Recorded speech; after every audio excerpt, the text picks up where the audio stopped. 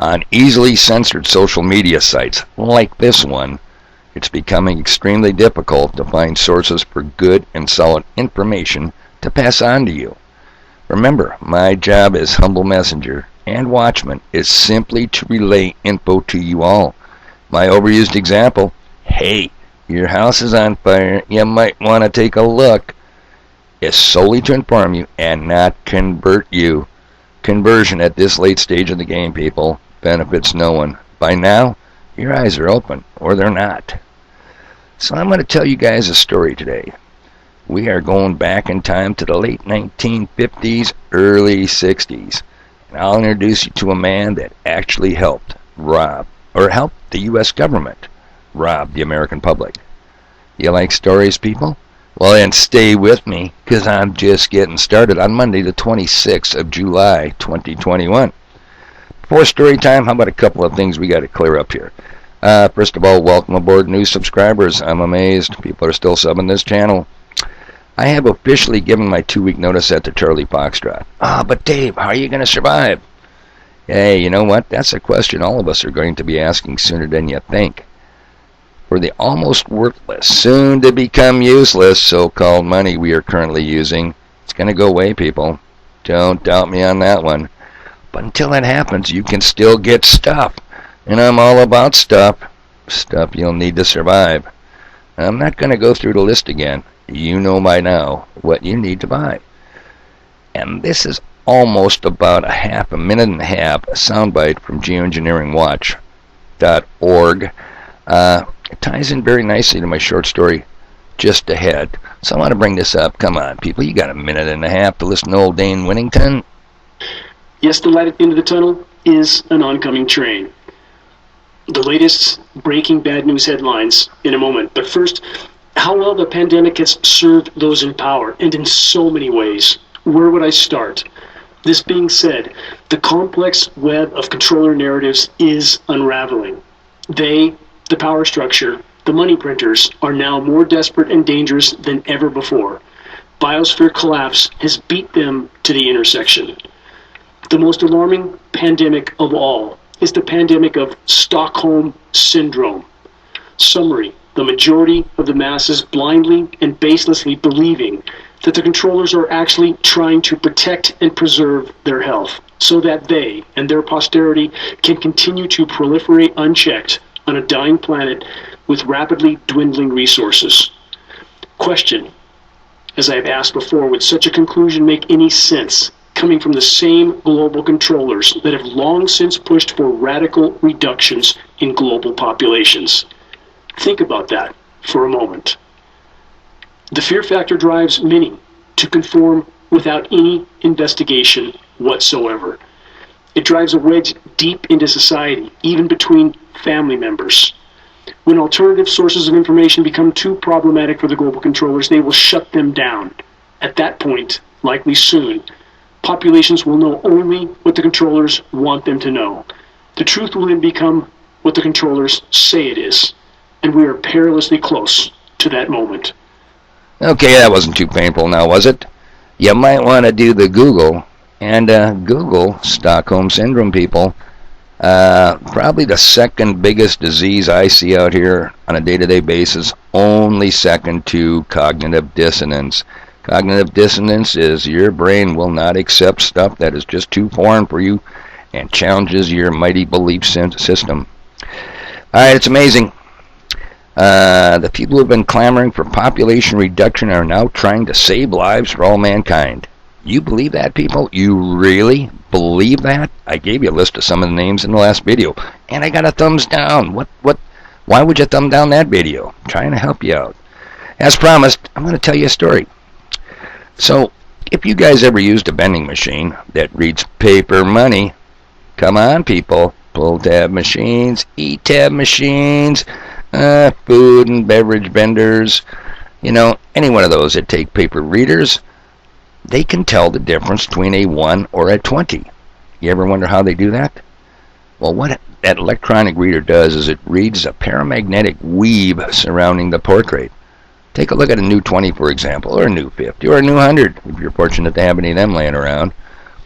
It's Jackson's Clothing. Take a look at it. You'll see the weave. It works with coins too. Yeah, the copper nickel slugs we have in our pockets. The sandwich coins from 1965 onward just works a little differently. So who figured this out? It was a little-known inventor named Merrill Jenkins Sr. in St. Louis in the late 1950s. He was toying around with this infant technology. The post office approached him. Yep, the post office back then was still U.S. government of America.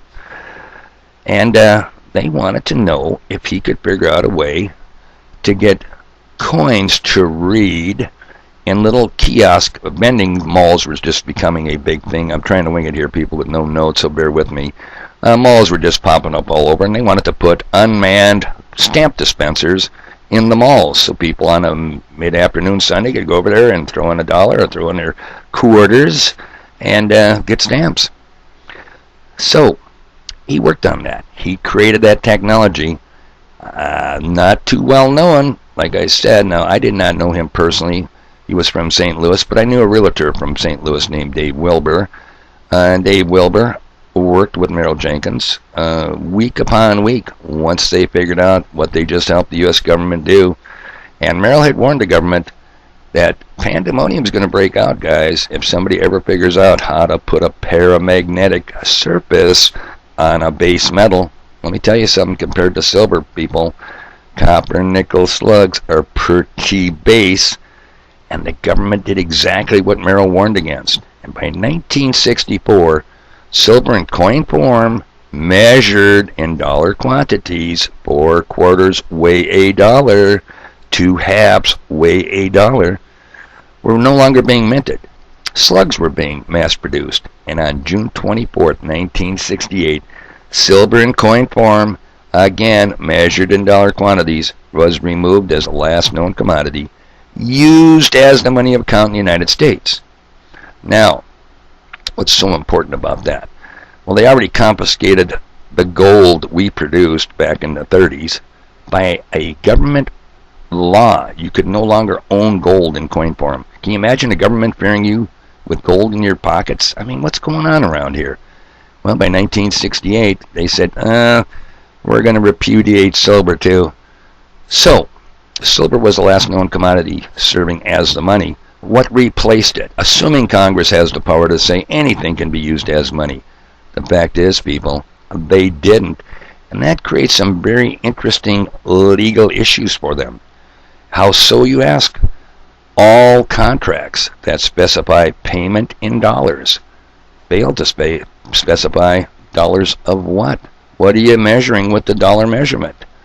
I'm not going to get into lengthy monetary realism discussions here, people, but that's what Merrill Jenkins went into. And what Merrill Jenkins found out is exactly what the Fed freely admitted to. They tell you the truth. The problem is who reads Federal Reserve publications. Merrill declared to his little working group back in the late 50s, early 60s, I just helped the U.S. government rob the American public. We got to do something about it. And that was, in a short order, how the monetary realism movement was started. Just a couple of things. The Federal Reserve, 12 system banks. You know them all. The Big Daddy? Yep, the one in New York. The New York Federal Reserve publication, Keeping Our Money Healthy. See, they prefer healthy money to healthy people. They really do. They are the ones behind the population reduction game, people. They are the ones behind, we're from the government, we're going to make sure you survive, live long and prosper, you and your posterity. 2 things they said right off the top, real quick. And you recall, our system works only on credit. Well, now, you guys might think credit's something you use when you ain't got money, but that ain't what the Fed says. They said the whole system is nothing but credit. Won't go into any further definitions for you. But here's the kicker, and here's what ties into what Dane Winnington of JewEngineeringWatch.org was saying. On page 6 of the same publication, it says, if there were fewer people bidding against each other, money would better keep its value.